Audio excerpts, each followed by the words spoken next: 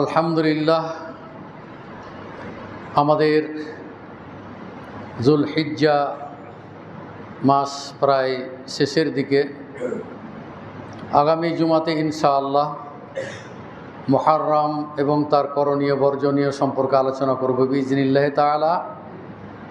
তবে আজকের বিষয়টি ভিন্ন, যেহেতু মুহররম নিয়ে এখন আলোচনা করার কোনো প্রয়োজন মনে করছি না। সামনে সময় আছে ইনশাআল্লাহ, সেদিন আলোচনা করব।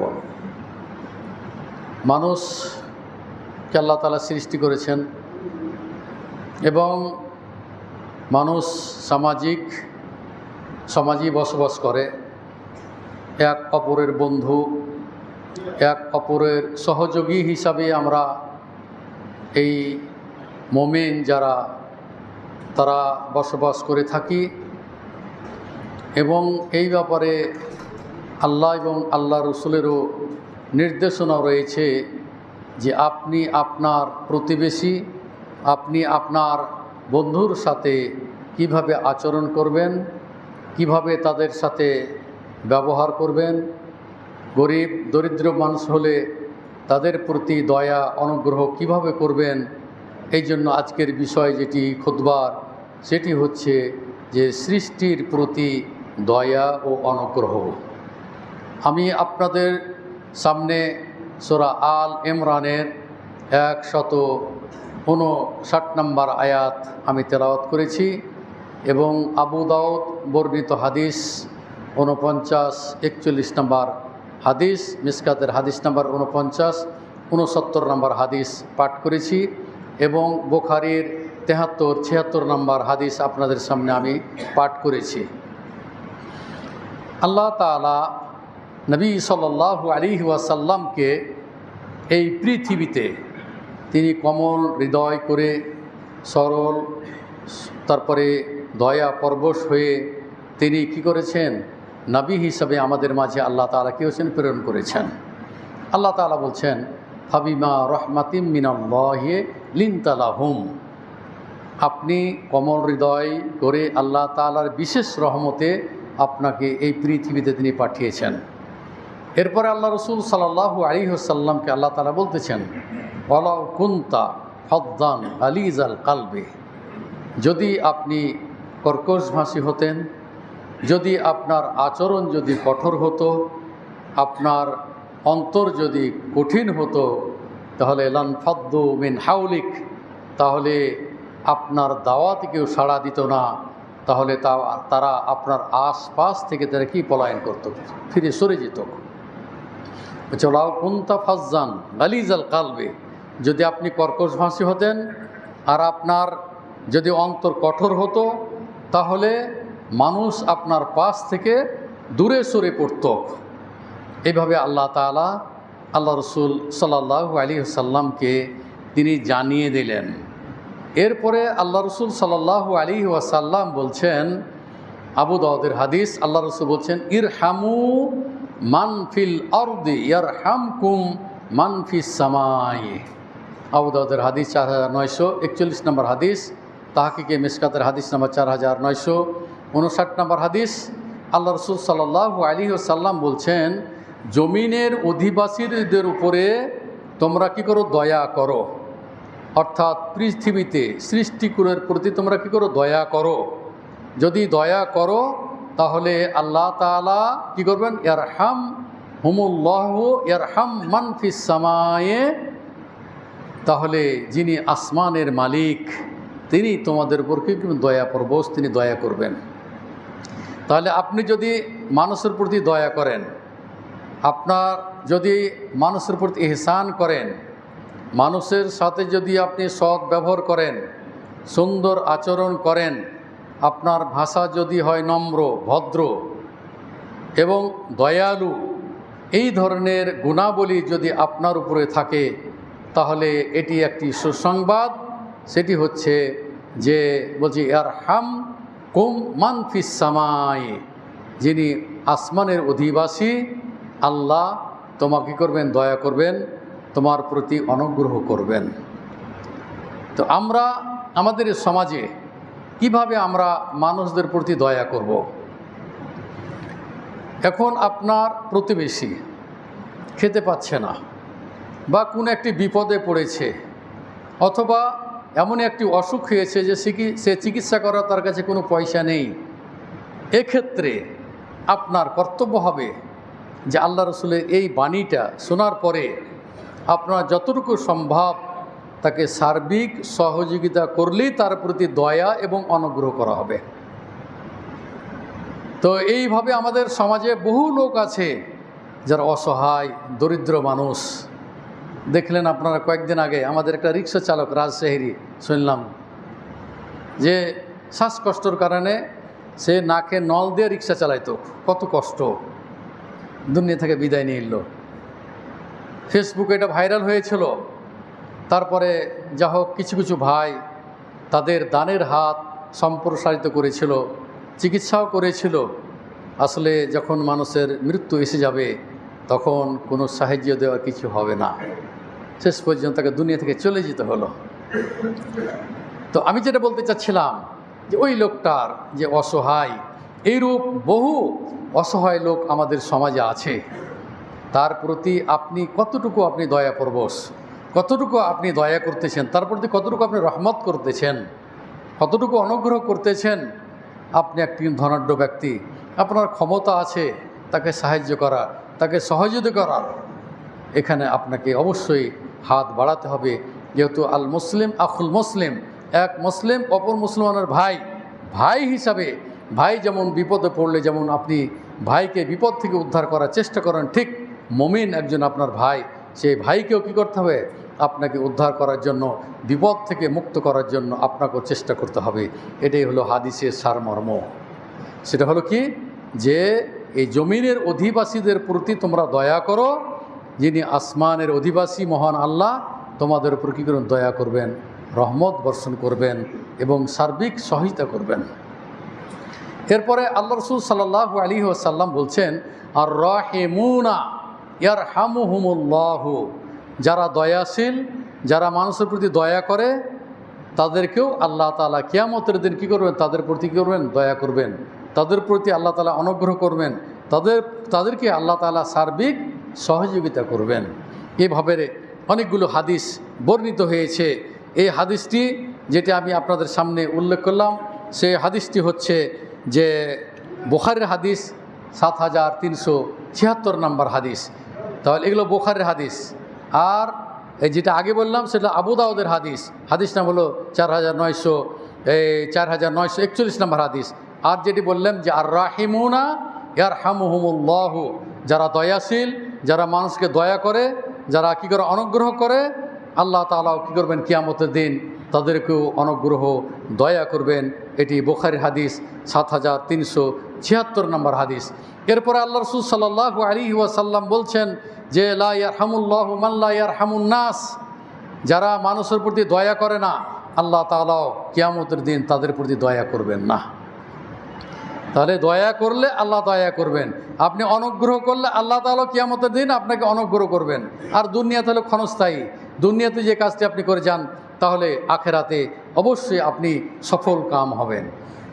একদা একদিন রাসূলুল্লাহ সাল্লাল্লাহু আলাইহি ওয়াসাল্লাম কাব্বালা রাসূলুল্লাহ সাল্লাল্লাহু আলাইহি ওয়াসাল্লাম হাসান ইবনে আলীয়িন, রাসূলুল্লাহ সাল্লাল্লাহু আলাইহি ওয়াসাল্লাম তার নাতি হাসান বিন আলীকে একদিন চুম্বন করলেন, স্নেহ চুম্বন। তারপরে চুমা দেওয়ার পরে ইনদাহু, তার নিকটে একজন লোক ছিল, নাম হলো আকরা বিন হাবেস। তিনি বলছেন যে ইন্না লি আশারাতাম মিনাল ওয়ালাদ, আমার 10টি সন্তান হয়েছে, কিন্তু মা কাব্বালতু মিনহুম আহাদা, আমি তাদেরকে কোনোদিনই আমি চুম্বন করি নাই, স্নেহ চুম্বন দেই নাই। ফানাজারা ইলাইহি রাসূলুল্লাহ সাল্লাল্লাহু আলাইহি ওয়াসাল্লাম, আল্লাহ রাসূল সাল্লাল্লাহু আলাইহি ওয়াসাল্লাম তার দিকে আশ্চর্য হয়ে দৃষ্টিপাত করলেন। ফাকাল, তারপরে তিনি বলছেন যে লা ইয়ারহাম লা ইউরহাম, যে মানুষের প্রতি দয়া করে না, স্নেহ করে না, কিয়ামতের দিন তার উপর কী করে, দয়া করা হবে না। এটাও কিসের হাদিস? এটা হলো বুখারীর হাদিস। বুখারীর হাদিস নম্বর হচ্ছে 97 নম্বর হাদিস।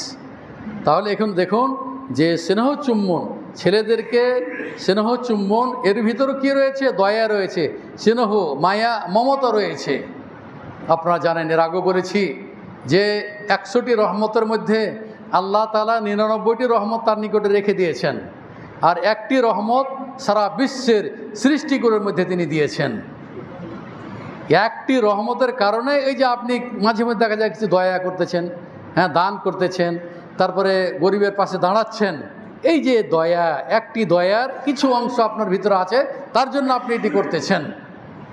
এমনকি যারা হিংস্র প্রাণী, যেমন ধরেন বাঘ, এরা করে কি দেখেন, হরিণকে তো প্রায় ওরা শিকার করে খায়, গরুকে খায়, মহিষ, যা পায় তাই খায়। ওরা শক্তিশালী, ওরা বন জঙ্গলের মধ্যে সবচেয়ে শক্তিশালী এরা, সিংহ। তারপরও দেখা যায় যে হরিণের বাচ্চাকে অনেক সময় ওই যে দয়া, একটি রহমতের ভিতরে সারা পৃথিবীর সৃষ্টিগুলোর মধ্যে আল্লাহ তাআলা দিয়েছেন। এই দয়ার কারণে মাঝে মধ্যে দেখা যায় যে ওই হরিণের বাচ্চাটাকে সে কেউ খাচ্ছে না, খাওয়ার ইচ্ছা করছে, পাশে নিচ্ছে, আবার এইভাবে কী করছে, ওই যে স্নেহ, দয়া, এই দয়ার কারণে সে তো ক্ষুধার্ত, তাকে তো খেতে পারে, কিন্তু না খেয়ে ওই যে দয়া স্নেহ করতেছে, তার যেমন একটি বাচ্চা আছে, ঠিক ওইভাবে আল্লাহ তাআলা তার মনোভাবটা তৈরি করে দিয়েছে। যার কারণে দেখবেন যে মাঝে মধ্যে ওই যেগুলো প্রাণী জগৎ যেগুলো দেখায়, ওখানে আপনি দেখবেন যে এই হরিণের বাচ্চাকেও নিকড়ে বাঘে বা বাঘ ভাল্লুকে কী করে, সে খায় না অনেক সময়। এই একটি রহমতের কারণে, একটি দয়ার কারণে, একটি দয়া তোর মধ্যে নয়, সারা পৃথিবীর মধ্যে একটি রহমত কী করেছে আল্লাহ তাআলা দিয়েছেন। আর বাকি 99টি রহমত কিয়ামতের দিন এই উম্মতে মুহাম্মাদিকে কী করার জন্য, এই রক্ষা করার জন্য, সেদিন তার বিশেষ রহমত দ্বারা নবী সাল্লাল্লাহু আলাইহি ওয়াসাল্লাম সুপারিশ করবেন, এবং এই সুপারিশ করার মাধ্যমে আল্লাহ তাআলাকে অনেক মানুষকে, জাহান্নামী মানুষকে জান্নাতে সুপারিশ করে আল্লাহ রাসূল সাল্লাল্লাহু আলাইহি ওয়াসাল্লাম কী করবেন, নিয়ে যাবেন। তাহলে এখানে বোঝা গেল যে সৃষ্টির প্রতি যে দয়া, স্নেহ, অনুগ্রহ, এটি আল্লাহ এবং আল্লাহর রসুলের নির্দেশ।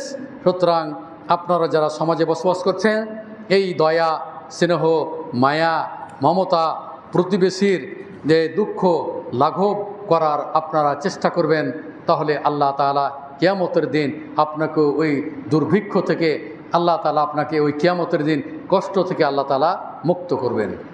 মুমিন কেমন, মুমিন কারা, কী ধরনের মুমিনের গুণাবলী হওয়া উচিত? আল্লাহ রাসূল আল মুমিন গিররুন কারীমুন, আল্লাহ রাসূল বলছেন যে ইমানদার মানুষ হলে সরল এবং ভদ্র, দয়ালু হবে। এরা হবে সরল টাইপের মানুষ, এরা হবে ভদ্র, এরা হবে দয়ালু। এদের ভিতরে কোনো কঠোরতা থাকবে না। সে যতই ধনী হোক না কেন, তার মন মেজাজ সবসময় কি সরল, মন মেজাজ সবসময় কি এই দয়া পরবশ, তার ভিতরে দয়া, হ্যাঁ, তারপরে স্নেহ, মায়া, মমতা, এরপরে মেজাজ, কোনো সময় তার মেজাজ গরম হবে না। এখন আমাদের বিশেষ করে আমাদের দেশের মানুষের মেজাজ কিন্তু হট করে রেগে যায়। এমনকি যখন বাড়িতে প্রবেশ করে তখন দেখা যায় যে স্ত্রীর যদি রান্না করতে বা নাস্তা করতে যদি বিলম্ব হয়, তাহলে দেখবেন যে সেখানে গিয়ে স্ত্রীর সাথে ঝগড়া করে দেবে, এমন মেজাজ দেখাবে যেটি সম্পূর্ণ এটা মুমিনের এটা কি এই গুণাবলীর একটা বিরোধী। কারণ রাসূলুল্লাহ সাল্লাল্লাহু আলাইহি সাল্লাম স্ত্রীর সাথে যে ধরনের আচরণ করেছেন, আমাদের সমাজের লোক তার ধারে কাছেও নেই। সমাজ আমরা এইভাবেই গড়ে তুলেছি। আপনার উচিত আপনি বাড়িতে গিয়ে সালাম দিবেন, আসসালামু আলাইকুম। আপনার পিতামাতা যদি থাকে তারা হলো বড় হকদার, আপনার এই সালামের এই দুয়াটা পাওয়ার তারাই বেশি হকদার।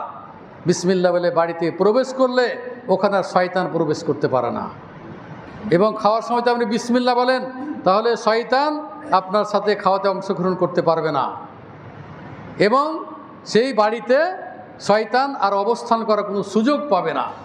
এগুলো আল্লাহ রাসূলের শিক্ষা।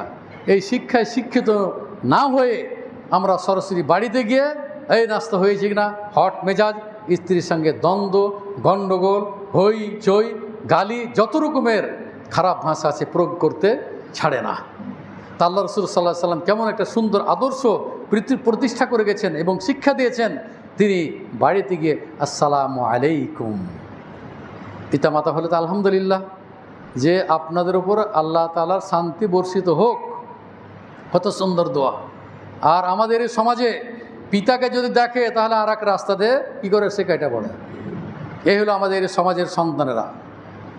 ওই যে ওই উমার রাদিয়াল্লাহু তাআলা আনহুকে যেমন শয়তান দেখে যেমন কি ওই রাস্তা ছেড়ে দিত। উমার রাদিয়াল্লাহু তাআলা আনহুকে দেখে শয়তান যে উমার রাদিয়াল্লাহু তাআলা যে রাস্তাতে যেতেন সেই রাস্তা কি করত, শয়তান আবার অন্য পথ অবলম্বন করত। তা আমাদের এই সন্তানরা ওইভাবেই তৈরি হয়েছে। পিতা আসছে এক রাস্তা দিয়ে, ও হয় লুকাবে না অন্য জায়গায় চলে যাবে, অত সামনাসামনি হয়ে ওকে সালাম দিতে হবে যে আসসালামু আলাইকুম, অথবা পিতাই সালাম দেবে ছেলেকে, কোনো অসুবিধা নাই। কারণ আল্লাহ রাসূল সাল্লাল্লাহু আলাইহি সাল্লাম বালকদেরকে কী করতেন, সালাম দিতেন। আমাররা রাসূলুল্লাহ সাল্লাল্লাহু আলা গিলমানিন, আল্লাহ রাসূল বালকদের পাশ দিয়ে অতিক্রম করতেন। ফাসাল্লামা আলাইহিম, আল্লাহ রাসূল কী করতেন, তাদেরকে সালাম প্রদান করতেন, সালাম দিতেন। তো আপনি বাড়ি যখন প্রবেশ করবেন তখন যদি কেউ না থাকে, স্ত্রী আছে, আপনি স্ত্রীকে সালাম দিবেন, আপনাকে উত্তর দিবে। এই সালামের মাধ্যমেই আপনার ভিতরে যে অহংকার, আপনার ভিতরে যে রাগ, আপনার ভিতরে যে ক্রোধ, এই ক্রোধটা কী হয়ে যাবে, মিটে যাবে।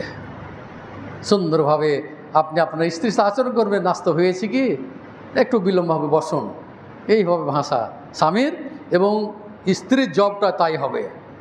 তরকারিতে যে কোনো ঝাল হয়ে যায় বা লবণ যদি বেশি কম হয়ে যায়, এই শুরু হলো গালিগালাজ। এই হলো আমাদের সমাজের মানুষ। এটা হতেই পারে, খাবার যদি আপনার ত্রুটি হতে পারে। আল্লাহ রাসূল খাবার ত্রুটি বর্ণনা করতে নিষেধ করেছেন। লবণ কম হয়েছে, আপনি লবণ চেয়ে নেবেন। ঝাল হয়েছে, যতটুকু পারবেন আপনি খাবেন। হতে পারে রান্নাতে কম বেশি হতে পারে, তার জন্য আপনি স্ত্রীকে গালিগালাজ করবেন, এরপরে যা ইচ্ছা তাই বলবেন, সেটি কিন্তু এটা ইসলাম নয়। আপনাকে এই সমাজ প্রতিষ্ঠা আপনার মধ্যেই, আপনি একজন মোমেন। ওই যে আল্লাহ রাসূল বলছে না, আল মোমেন গিররুন কারীমুন, মোমেন হবে সরল, সরল প্রকৃতির লোক, তার মেজাজ হবে নরম, সে হবে দয়ালু। এইভাবেই যদি আপনি আপনার পরিবারের সাথে, আপনার সন্তানদের সাথে এভাবে মিশেন, তাহলে সমাজ ওইভাবেই গড়ে উঠবে। আপনার ছেলের সাথে যদি আচরণ করেন, ছেলে আপনার সাথে ভালো আচরণ করবে। ছেলেকে যদি আপনি গালিগালাজ করেন, তাহলে ওই সন্তান কিন্তু গালিটা শুনবে, এক সময় আপনাকে গালি দিবে। আপনার ছেলেকে যদি আদেশ করেন, সেটা আপনাকে মানবে। যদি আপনার ছেলে সেরকম আচরণ করেন, তাহলে আপনার ছেলে হবে অবাধ্য, আপনার কথা শুনবে না। ডাকবেন, আপনার ছেলে আরেক দিয়ে বাঁকা হয়ে চলে যাবে। কারণ আপনার কারণে এই ছেলেটা বাঁকা পথে চলে গিয়েছে। আপনার কারণে এই ছেলেটা সালাত আদায় না করে অন্য পথে চলে গেছে। আপনার কারণেই আপনি আপনার ছেলেকে তারবিয়াত দিতে আপনি কি শিখেন নাই, আপনার ছেলেকে লালন পালন করার আপনার ভিতরে ত্রুটি আছে। আপনি এই সমাজ, আপনার পরিবার, মধ্যপ্রাচ্যের পরিবারের সাথে আপনি সাদৃশ্য করে ওইভাবেই চলাফেরা করতেছেন। আপনি ধনী মানুষ, গাড়ি নিয়ে চলাফেরা করতেছেন, আপনার পরিবার ওইভাবেই তারা পোশাক পরিধান করছে, মানুষ তাকাচ্ছে। ও মনে হচ্ছে যে আমি আমেরিকান, আমি ব্রিটেনের। এইভাবে সে তার পোশাক আদি পরে কী করছে, গাড়ি থেকে নামছে, আর মানুষ কি তাকাচ্ছে। যত লোক ওইভাবে ওই নারীর দিকে তাকাবে, সবাই জেনার ভিতরে নিমজ্জিত হবে। তাহলে আমরা মুসলিম কোথায়? মুসলিম আমরা, আমাদের কৃষ্টি কালচার মুসলিম থেকে বাইরে চলে গেছে। অতএব কয়দিন বাঁচবেন আর কতদিন এই দুনিয়াতে থাকবেন, চলে যেতে হবে আমাদেরকে। সুতরাং আপনি আপনার পরিবারকে আদর্শ পরিবার হিসাবে গড়ে তোলার আমরা সবাই চেষ্টা করি। আল্লাহ যেন আমাদেরকে সেই তৌফিক দান করেন। এরপরে বলছে ওয়াল ফাজর খিব্বুন লাইমুন, আল্লাহ রাসূল বলছেন পাপী যারা পাপ কাজ করতেই থাকে, আল্লাহ রাসূল সাল্লাল্লাহু আলাইহি সাল্লাম বলছেন এরা হলো ধোঁকাবাজ, এরা হলো প্রতারক, এরা হলো হীন চরিত্রের। যারা পাপী, পাপ করতে করতে করতে এমন পর্যায়ে দাঁড়িয়ে যাচ্ছে যে পাপের কারণে আল্লাহ তাআলা কোন দিক দিয়ে তাকে যে ধ্বংস করে দিবে, এটা আপনি টের পাবেন না। দেখুন ছাগল কাণ্ড, ওর নামই হয়ে গেছে কি ছাগল কাণ্ড।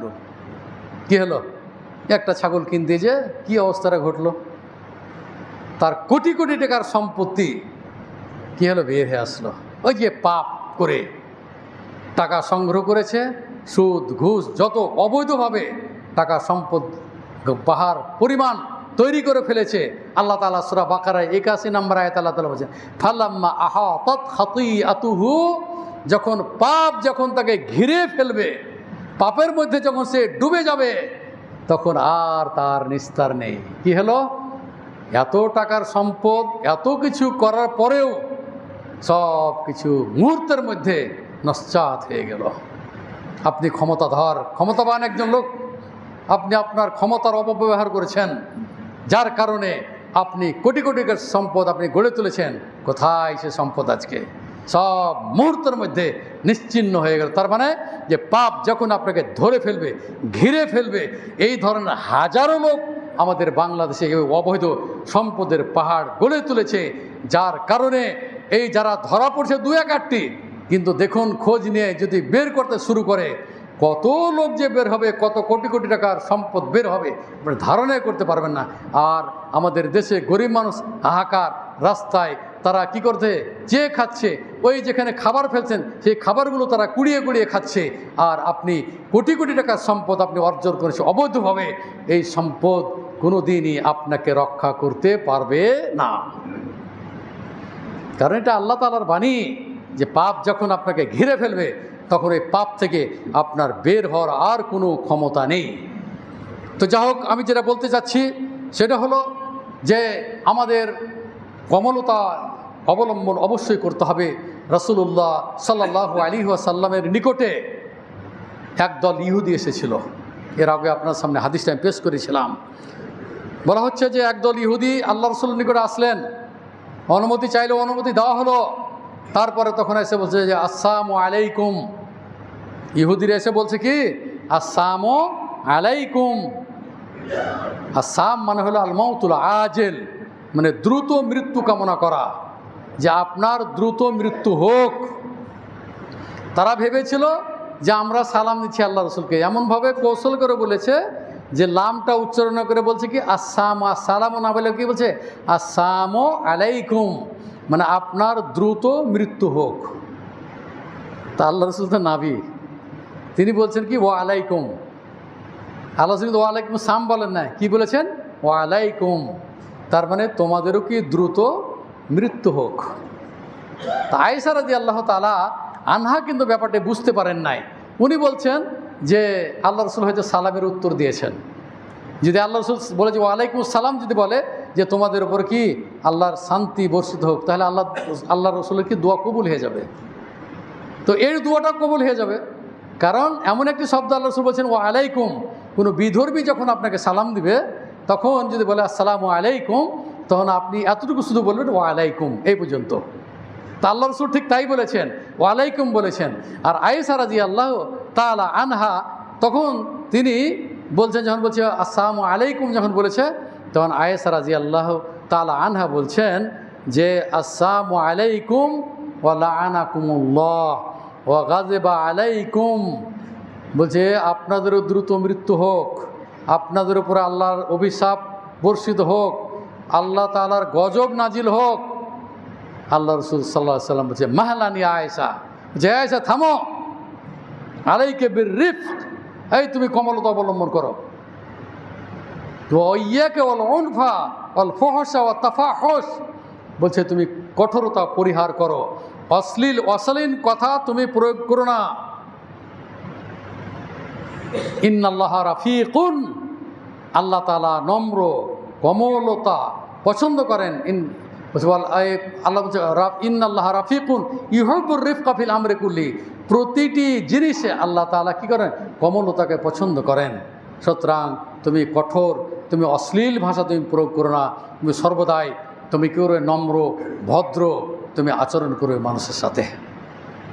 তখন আয়েশা রাদিয়াল্লাহু তাআলা আনহা বলছে আল্লাহ রসুলকে যে আলাম তাসমা মা ক্বালু, তারা কি বলেছে আপনি শুনেন নাই? আয়েশা রাদিয়াল্লাহু তাআলা আনহা তার স্বামীকে বলছেন আল্লাহ রসুলকে যে আলাম তাসমা মা ক্বালু, তারা কি বলেছে আপনি শুনেন নাই? আল্লাহ রসুল বলছে আলাম তাসমাই মা কুলতু ফারাদ্দু আলাইহিম, তুমি কি শুনে নাই যে আমি কি জবাব দিয়েছি? বলছে তারা বলেছে কি যে আসসালামু আলাইকুম, আমি বলছি ওয়া আলাইকুম। তুমি জেনে রাখো আয়েশা, ফাইস্তাজাবু লি ফিহিম, আমি যে দোয়াটি করেছি তাদের বিপক্ষে সে দোয়াটি কবুল হয়ে গেছে। বলছে ওয়ালা ইস্তাজাবু লাহুম, আর তারা যে দোয়া করেছে সে দোয়া গৃহীত হবে না। এখানে যেটা বলার উদ্দেশ্য আপনাদের হাদিসের এখানে এই সারমর্ম যেটি, সেটি হলো যে আল্লাহ রসুল সাল্লাল্লাহু আলাইহি সাল্লাম বিধর্মীদের সাথে এত সুন্দর আচরণ করেছেন, ভদ্র নম্র এই কমলতা অবলম্বন করেছেন। এবং দেখুন জবটাও দিয়েছে, ঠিক উত্তর দিয়ে দিয়েছেন, কিন্তু আয়েশা রাদিয়াল্লাহু তাআলা আনহা রাগ বরদাস্ত না করে তিনি বলছেন, তোমাদের মৃত্যু হোক, তোমাদের উপর আল্লাহর গজব নাজিল হোক, তোমাদের উপরে আল্লাহর অভিশাপ কি হোক নাজিল হোক। আল্লাহ রাসূল বলছেন, ইয়াকে আলাইকে বিররিফ, আয়েশা তুমি কমলতা কি অবলম্বন করো। তাহলে কমলতার ব্যাপারে অনেকগুলো হাদিস এখানে এসেছে। এটা হলো বুখারীর হাদিস 6987 নম্বর হাদিস। আল্লাহ রাসূল অন্য একটি বর্ণনায় বলছেন যে ওয়ালা তাকুনি ফাহিশাতান, তুমি অশ্লীল ভাষী হও না। তো আমাদের সমাজে এই যেটা বলছিলাম যে আমাদের সমাজে মানুষ কী করে, গালিগালাজ করে, স্ত্রীকে গালি দেয়, ছেলে মেয়েদেরকে গালি দেয়, ওইভাবেই পরিবারটা গড়ে উঠেছে। তাহলে আপনার সন্তান আপনাকে শ্রদ্ধা করবে? কোনোদিনই করবে না। আপনি একটা যদি মানুষকে গালি দেন, ওই মানুষ কি আপনাকে কোনোদিন শ্রদ্ধা করবে? কোনোদিনই করবে না। আপনি যদি কোনো বিপদে পড়েন তাহলে ওই লোক আপনার পাশে দাঁড়াবে না। তাহলে আপনার সমাজটা হলে আপনি নিজেই, আপনার পরিবারের জন্য আপনি একজন অভিভাবক। আপনি কিভাবে আপনার পরিবারকে গড়ে তুলবেন সেটা আপনাকেই করতে হবে। সর্বপ্রথম আপনার সন্তানকে সালাতমুখী করতে হবে। মুরু আওলাদাকুম বিসসালাহ অহম আবনাউ সাবঈ সিনিন। যখন তোমার বাচ্চার 7 বছর বয়স হবে তখন তাকে তুমি সালাতের ট্রেনিং দাও, মসজিদে নিয়ে যাও তাদেরকে। ওয়াজরিবুহুম আলাইহা অহম আবনাউ 10 সিনিন। এখন যখন তার বয়স যখন 10 বছর হবে তখন তাকে জোর করে মসজিদে নিয়ে যেতে হবে। আমরা কয়জন করতেছি? এখন তো বলছেন আমি তো বাবা বুড়িয়ে গেছি, আমার তো সন্তানাদি তো আর তো সম্ভব না। এটাও ঠিক যে আর আপনার কিছু করার নেই, আল্লাহর কাছে ক্ষমা চাইতে হবে। ছেলেদের জন্য দোয়া করতে হবে, আল্লাহ যেন তাদেরকে সঠিক পথে ফিরিয়ে নিয়ে আসে। এই দোয়াটা সন্তানের জন্য করবেন। কোনো সময় সন্তানের জন্য আপনি বদদোয়া করবেন না, কল্যাণের জন্য সবসময় দোয়া করবেন সন্তানের জন্য। যদি আপনি পিতা হয়ে মাতা হয়ে যদি সন্তান যদি বদদোয়া করেন, এমন একটি মুহূর্ত আছে সেই সময়তে যদি দোয়া কবুল হয়ে যায় তাহলে আপনার ছেলেরা ধ্বংস হয়ে যাবে। আপনার ছেলে হিরণখোর হয়ে গেছে, মদখোর, জুয়াখোর, ইয়াবাখোর, যত রকমের খোর আছে সবই সে খায়। তারপরে আপনি আপনার সম্পদ থেকে তাকে বঞ্চিত করতে পারবেন না। এই যে ত্যায্য পুত্র বলে একটা কথা আছে না আমাদের সমাজে, ত্যায্য পুত্র কিন্তু এটা শরীয়তের ভাষা না, এটা মানুষের শব্দ। এটা ত্যায্য পুত্র। ত্যায্য পুত্র করলেও আপনার যে তৈরি সন্তান ও তো সম্পদ পাবেই, আপনার ওই সম্পদ থেকেও মাহরুম হবে না, ও পাবেই। ও কেস করলেও পাবে জমে। এই জন্য ত্যায্য পুত্র করার কোনো বিধান নেই। তাদের জন্য দোয়া করবেন, আল্লাহ তাআলা হয়তো তাদেরকে হয়তো সঠিক পথে ফিরিয়ে নিয়ে আসতে পারে। পিতামাতার দোয়া কবুল হয় অনেক সময়তে, বিশেষ করে আজান এবং একামাতের এই মাঝখানে আপনারা দোয়া করবেন বেশি বেশি করে। নিজের জন্য দোয়া করবেন, সন্তানের জন্য দোয়া করবেন, দেশের জন্য দোয়া করবেন, ফিলিস্তিন ভাইদের জন্য আপনারা দোয়া করবেন। এই দোয়াটা আল্লাহর নিকটে দ্রুত কী হয়, গৃহীত হয়ে যায়। তাহলে কোনো সময় সন্তানের জন্য কোনো সময় বদ দোয়া করবেন না। আপনার অবৈধ সন্তান দোয়া করবেন, আপনার সন্তানের উপর কঠোরতা অবলম্বন করবেন না, তাদের প্রতি দয়া করবেন, স্নেহ মায়া মমতা বুঝিয়ে তাদেরকে চেষ্টা করতে হবে। কোনো সময় মারপিট করা যাবে না, তাদেরকে বাড়ি থেকে বহিষ্কার করা যাবে না, বের করে দেওয়া যাবে না। যদি দেখা যাচ্ছে যে না এই বাবা মাকে মেরেই ফেলে দিবে, তখন আপনি কি করবেন, আইনের আশ্রয় নেবেন। আইনের আশ্রয় নেবেন, কিন্তু আপনার ছেলেকে আপনি হত্যা করতে পারবেন না। আইনের মাধ্যমে তাকে আপনি গ্রেপ্তার করাবেন। দেখা যাচ্ছে যে সন্তান আমাকে বা আমার স্ত্রীকে যে কোনো সময় মেরে ফেলে দিতে পারে, সে যেহেতু নেশাখোর, যে কোনো মুহূর্তে আপনাকে শেষ করে আপনার সম্পদ টাকা পয়সা কি নিয়ে চলে যায় বাড়ি থেকে।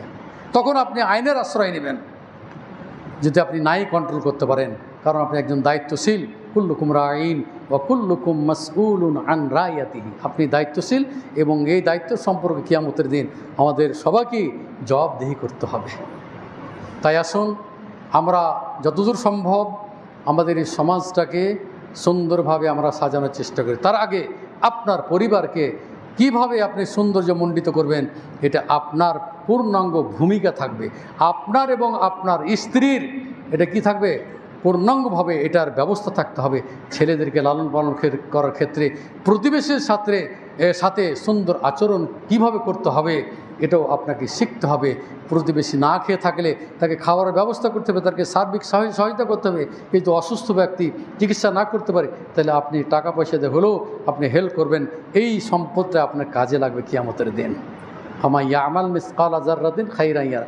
এই যে বলছে বিন্দুমাত্র সরিষা সমপরিমাণ যদি আপনি একটি কল্যাণ কাজ করে যান, সেটা আপনি কিয়ামতের দিন দেখতে পাবেন। অতএব আসুন আমরা মুসলিম মোমেন ভাই ভাই হিসাবে আমরা আমাদের ভাইদেরকে, আমাদের প্রতিবেশীদেরকে আমরা সার্বিক সহায়তা করব। আল্লাহ যেন আমাদেরকে সেই তৌফিক দান করেন। আমাদের এই মসজিদের একজন মুসল্লি মকসেদ আলী, আমি আলহাজ বলি না, এই জন্য আলহাজ শব্দটা আমরা ব্যবহার করি না, তিনি মৃত্যুবরণ করেছেন। তার জন্য দোয়া করি, যেহেতু আমাদেরই ভাই, আমাদেরই মুসল্লি, তার জন্য দোয়া করি আল্লাহ যেন তাকে জান্নাতবাসী করেন, আল্লাহ যেন তাকে কবর আযাব থেকে রক্ষা করেন, তাকে যেন জাহান্নাম থেকে রক্ষা করেন। তার সন্তানেরা দুলাল আলাল তাদের পরিবারের পক্ষ থেকে আমাদের এই মসজিদের উন্নয়নের জন্য 5,000 টাকা আমার হাতে তিনি দিয়ে গিয়েছেন। দোয়া করি আল্লাহ যেন তাদের দান এবং আপনারাও যারা আমাদের মসজিদে দান করছেন, যেহেতু আমাদের মসজিদের কাজ তো শেষ হয় নাই, এখন কাজ চলতেছে, আপনাদের দানের হাত অবশ্যই সম্প্রসারিত করবেন। আল্লাহ যেন আমাদেরকে সেই তৌফিক দান করেন। যারা দান করেছেন সকলের দান যেন আল্লাহ তাআলা কী যেন কবুল করে নেন।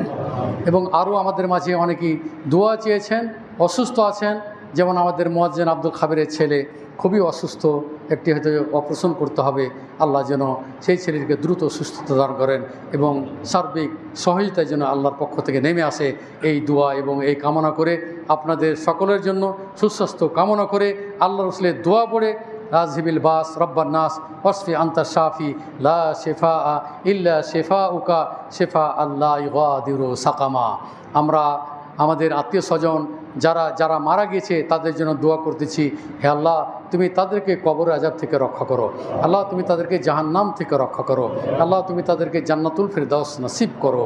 আমরা মুমিন যেন মুমিন হয়ে মৃত্যুবরণ করতে পারি, আল্লাহ তুমি আমাদেরকে সেই তৌফিক দান করো। আমিন। রব্বানা আতিনা ফিদ দুনিয়া হাসানা।